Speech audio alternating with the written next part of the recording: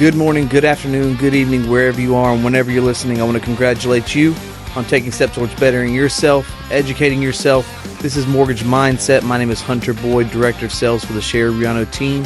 Today we are joined by Director of Operations, Chris Brazell. What's going on, Chris? Greetings, everybody. Hope you're doing well. Doing good, man. Doing good. Hey, look, we're excited today. We're going to be continuing our non-QM series. We're going to be talking about bank statement loans.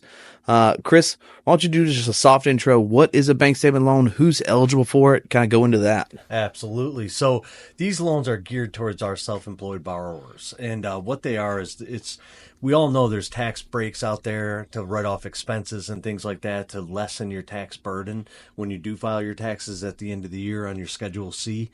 And so, take advantage of those tax breaks, write off all your expenses to minimize your tax burden, to show, as little net income as possible. And then what we do is we don't even look at tax returns for income qualification. We're literally going to use your bank statements and use that information to qualify you. That way you can, kind of have your cake and eat it too, so to speak, where you do minimize your tax burden by writing off your expenses and still get qualified for a mortgage based on the income coming in based on deposits into your bank account. Okay. So we do want to start this podcast as well by stating, hey, look, this is a non-QM loan. These investors, they house their own loans. They can change their guidelines literally overnight. So before you ever place an offer with a bank statement loan, we encourage you, whether it's Sherry Riano team or another, reach out to your lender. Make sure that the loan structure that loan officer had that client set up in is currently still available. We just really want to push that with these products just because things can change so quickly. So let's get into a little bit of the meat of this. Chris, kind of give us some highlights of this program, just loan options, loan amounts, LTV, credit score. Just let's go in, man. Yep. So with this program, you can go as low as 640 credit, which is great. So it does have a lot of flexibility in the credit scores. You can do as little as 10% down, which is also great. So this does work for primary residence, second homes, investment properties. The use of the home can be all three of those as well. And so the cool thing too is you 2-year history as far as being self-employed, but we also have an option now that just rolled out recently with as little as 1 year self-employed history. Now we will need business bank statements for that particular one. Yep. But as little as 1 year being self-employed, and we can use those 12 months of business bank statements and get the average deposits that you get, and that's going to be your qualifying income. That's phenomenal. Yeah, so it is a 30-year fixed. It does also have an option with a 40-year interest only. So again, lower those payments, get you in the house. So there's a lot of variable options on this particular program, which is great. So talk about the 40-year interest only just a little bit there.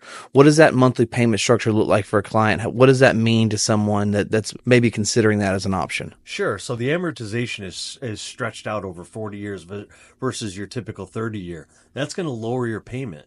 And then with it being interest only as well, it's going to lower your payment even more. That's going to help your qualification for clients that need a little bit more flexibility with the debt to income ratios based on those deposits. So it's not a permanent loan, even though it is a 40-year term on this. Since it's interest only, it's a tool to get you in the house. We're going to eventually want to get you into a different loan program, or you're going to want to make those principal payments on your own outside of the normal minimum monthly payment on the mortgage, just to work towards paying down that loan balance. But it gets you in the house, start gaining appreciation on the house. So it's a win-win no matter what. It's one of those tools with a lot of flexibility to get people in a house that may not have enough deposits to qualify on a normal, fully amortized 30-year payment. That's good. And I think that's also really helpful because when you talk about non-QM loans, you're not getting, traditional market rates out there. You're not going to get the whatever's available for conventional or FHA. You're going to have a little bit higher price, and that's because the investor that's housing that loan, in addition to housing it and making their own rules, they also determine their own interest rates. I think that's important to remember, especially when thinking about like a 40-year interest only option there.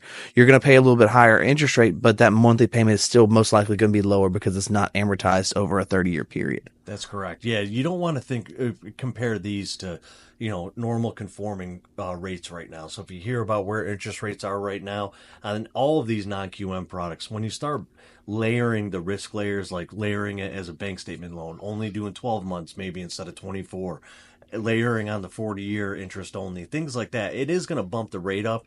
But again, it's just if somebody who couldn't get into a loan before, couldn't qualify, they may not be upset with the higher interest rate because it still gets them in a house without having to show, that income on a tax returns for 2 straight years on a normal conforming loan. Yep. Now, we pride ourselves on our speed, our availability, especially on like things like weekends and stuff. If I've got a client, I'm an agent, I'm bringing a client to get pre-qualified with us. What's my expectation for timelines on stuff like this? Is this something that can happen on a Sunday afternoon? Is there a little bit more prep work? What's your understanding of that? Yeah, that's a great question because, like you said, we typically move pretty fast. An application comes in, we usually knock it out in about an hour, to be honest with you. Yep. On these loans, though, we need a little bit more time up front. So the reason for that is we do have to take the business bank statements or the personal bank statements, whether it be 12 or 24 months again, and send those statements directly to the investor. How that works is we send it to the investor comes back and says what the qualifying income is based on the deposits they see, and then we know what we can get you qualified for based on the interest rate, the structure of the loan, and what the investor says they have verified in deposits in those statements. And so on these, it's more like a 48-hour turn time with initial pre-qualification. Okay. Once we have received all the bank statements. And so we do need the full 12 months or 24 months. And again, whichever is better for you. If you can give the 24 months, it's going to give you a little bit better of an interest rate than just the 12 months. Why is that?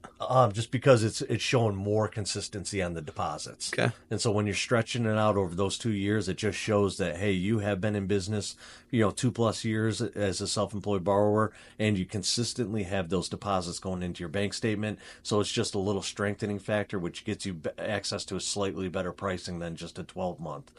But once you get those statements to us, though, we upload them through the portal directly to the investor. And then again, it takes about 24 to 48 hours for the investor to review and spit back what they deem as the qualifying income that we can use on that loan.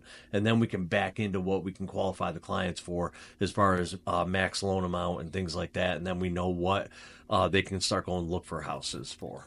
All right, so talking about timelines here, if an agent is writing up a contract, they're using the Sherry Brown team offer letter, they're not getting anything. It's not going to state anything other than a traditional offer to purchase, that kind of thing. What's a good expectation for a closing period on one of these loans? Is this a quick turn? Is this a little bit longer? Are we talking USDA, VA, in worst case scenario? Where are we at? Yeah, I would say minimum 30 days, but more likely closer to the 45-day. Just anytime we deal with these non-QM loans where we have to go directly to the investor, a little bit of the power that we wield is outside of our normal turn times, because with all other loans, conforming, FHA, the normal, bread and butter loans that we do 99% of the time, we do everything in-house. On these, we do have to get the investor's ultimate approval on these loans because it is something that they're going to portfolio, so they have to put their seal of approval on it. And so with that, anytime we're dealing with anybody that's outside of our office, so to speak, we want to build in a little bit of extra time in there because not everybody moves as fast as we do, unfortunately. And so we have to build that in. And also a little bit more due diligence is done up front to make sure that we have the loan structure properly based on the qualifying income on those statements and things like that. So just give us a little bit more time, a little bit more breathing room on these types of loans. And I would say that that's across the board on all of our non-QM products, just to give us a little bit of breathing room with the investor. That's it. If you feel there's a situation where you may lose a deal if you don't give a 30-day, talk to us, let us know. That at least gives us an idea of like, okay, as soon as we get this contract, we have to hit the ground running immediately. We always want to do that, but we also want to relay that information to the investor as well.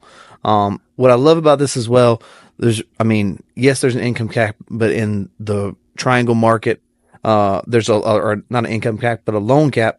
Loans are up to $3 million. Yeah. That's phenomenal. I mean, for most homes in the area, that's going to be captured in that. We do need a minimum of $150,000 loan amount. That's an investor overlay. It's not anything that we control. The investor just kind of says, look, in order for us to make money on this, in order for this to be a profitable loan, they need to be at least $150,000. If you've got a loan amount over $1.5 million, kind of the way with other loan types as well, like conventional stuff. If you have million plus loans, you're generally going to need a second appraisal or a CDA done just to kind of confirm, hey, look, here's multiple sources confirming that value. Still an incredible product for us. Very excited. It's closely related to the 1099 loan options that we have as well for our 1099 employees. However, this can be a little bit more of a tax break, maybe a little bit more beneficial for the self-employed buyers if, they're filing their taxes a certain way. Correct. Yeah. So if we get a 1099, obviously that's all gross income right there. And so we do use an expense factor. And what that means is that we take the 1099 or the gross income on deposits on the bank statements, and they do factor in a little bit of expenses. But if you're in a job that doesn't take a lot of expenses, like, for example, one of the most recent ones we did was with somebody who was a nail technician. Yep. And so she, she worked out of somebody's office, but she had her own clientele, her own book of business, so to speak. And so there weren't a lot of expenses in that. And so we had her CPA write up a letter saying that she has minimum expenses. And with that, we were able to use most of the gross deposits that she had going into her bank account, and we were able to get her into a house. So little things like that, we can work with these because of the fact that these are portfolio loans with our investor. They're very willing to listen to us. And what I mean by that is a lot of common sense. Each one of these is going to be a little bit different. So if we work together on this, and find ways to get it done, our investor's job, just like our job and everybody else's job, is to get people into houses. So they're willing to listen to us. This is also, real quick, this is also one of the few loan types where a profit and loss statement can actually help. Yes. In most cases, a profit and loss statement is really just a piece of paper in the file, unless it hurts the file. It can't ever really help anything. It can only hurt the loan. In a bank statement loan, a profit and loss statement is actually a valid form of income verification. So it can actually provide strength for the file to get closed, which is always great. Yes. And so when you show a P&L statement, like Hunter said, a lot of times it's not worth the paper it's written on, because you can change anything up until the point you file your taxes. But yeah, it's a Google Doc. Yeah, it's exactly. So a strong P&L though will help support those deposits going into your bank statement, and will show, hey, yeah, this person is grossing a lot of income on their particular job, and so it will help them with the income verification. Awesome. Well, thanks, Chris, for being here today.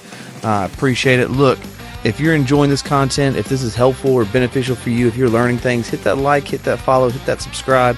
We want to be here to help you get more deals, close more loans. The more education and the more products that's out there, the more people that you can help bring to the closing table. This has been Mortgage Mindset. We'll see you next Wednesday. The Mortgage Mindset podcast is hosted by the Sherry Riona team at Clear Mortgage, powered by City First Mortgage Services, LLC. Sherry Riona's NMLS ID is 71774. Visit us at thesherryrionateam.com for more information about our team. The opinions expressed on this show by the hosts and their guests are their own and do not necessarily reflect the views and opinions of Clear Mortgage or City First Mortgage Services. Please note that Clear Mortgage is powered by City First Mortgages, LLC, and their NMLS ID is 3117. Clear Mortgage and City First Mortgage Services is not an agency of the federal government and is not acting on behalf of or the direction of HUD FHA. City First Mortgage Services is an equal housing lender. Programs, rates, and terms subject to change without notice. Underwriting terms and conditions apply.